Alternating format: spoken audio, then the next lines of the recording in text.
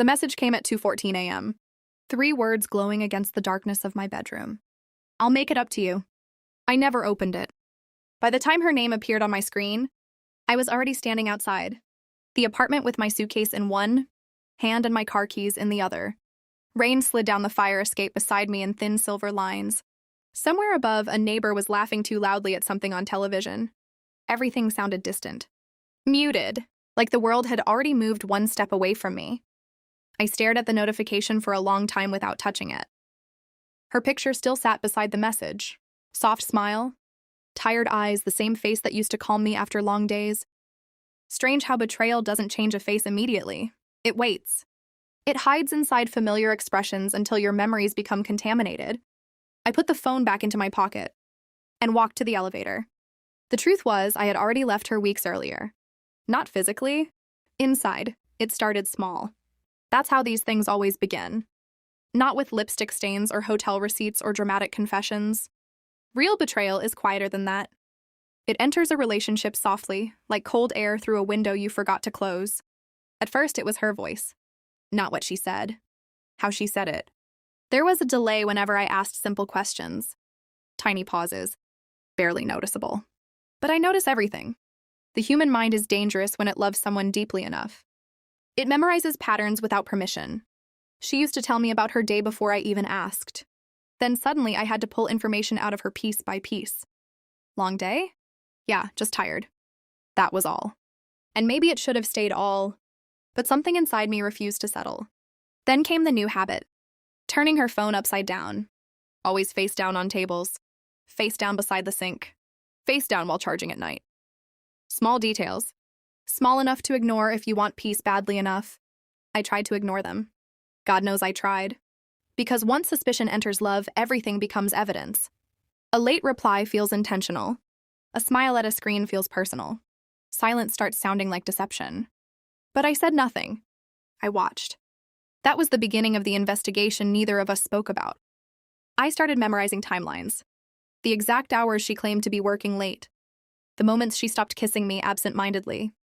The nights she rolled to the edge of the bed thinking I was asleep. People reveal themselves most honestly when they think nobody is looking. And I became very good at looking. The strange thing was, I never wanted to catch her. I wanted to prove myself wrong. Every new suspicion came with another excuse I created for her. Stress, exhaustion, distance. Anything but betrayal, because betrayal destroys more than trust. It humiliates memory. One night, she left her laptop open on the kitchen counter while she showered. I remember the sound of running water filling the apartment. I remember my reflection staring back at me from the dark screen before it woke up. I remember the exact moment my hand stopped hovering and touched the trackpad.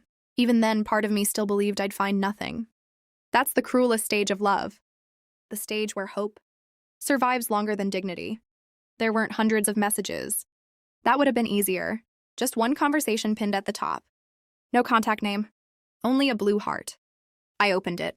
And suddenly every strange feeling I'd carried for months became physical weight, pressing against my chest. There it was. Her real laughter. The version of her I hadn't seen in a long time. Inside someone else's conversation. Pictures. Plans. Private jokes. Fragments of intimacy carefully removed from our relationship and transplanted somewhere else. I didn't feel rage. Not immediately. Just stillness. Like my body had disconnected itself from emotion to survive the impact. Then I saw the message that changed everything. He still trusts me. That line sat there between them so casually, so effortlessly cruel. I read it 3 times. Not because I misunderstood it.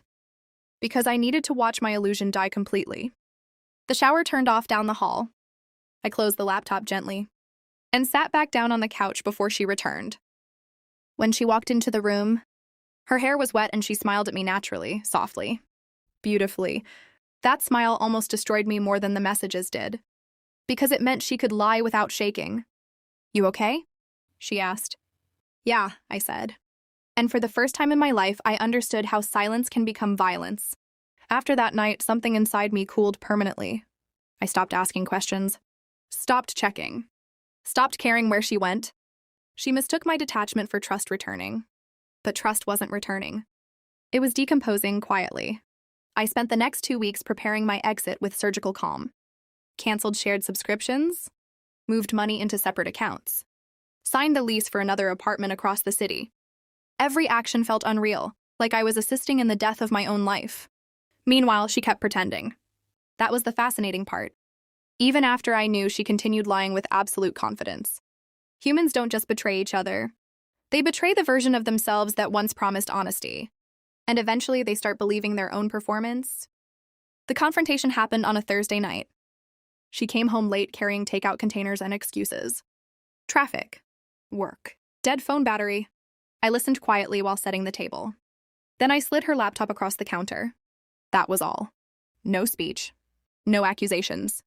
Just the truth placed between us like a loaded weapon. I watched her face lose color slowly. Not instantly. The panic arrived in stages. Confusion. Recognition. Fear. Then came the explanations. It wasn't serious. I was going to tell you. It just happened. People always say betrayal just happened, as if deceit is weather instead of decision.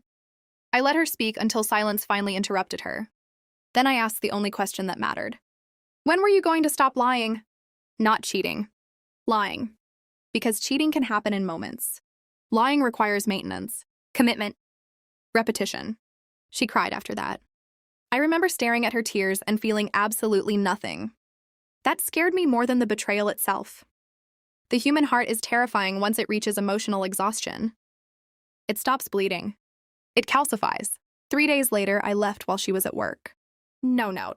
No final argument. Just absence. And then at 2:14 a.m., standing outside the apartment for the last time, her message arrived. I'll make it up to you. I never read it officially. Never opened the conversation. Because some messages arrive too late to matter. The elevator doors closed in front of me with a soft metallic sound. For a second, I saw my reflection in them. Older, colder, unrecognizable.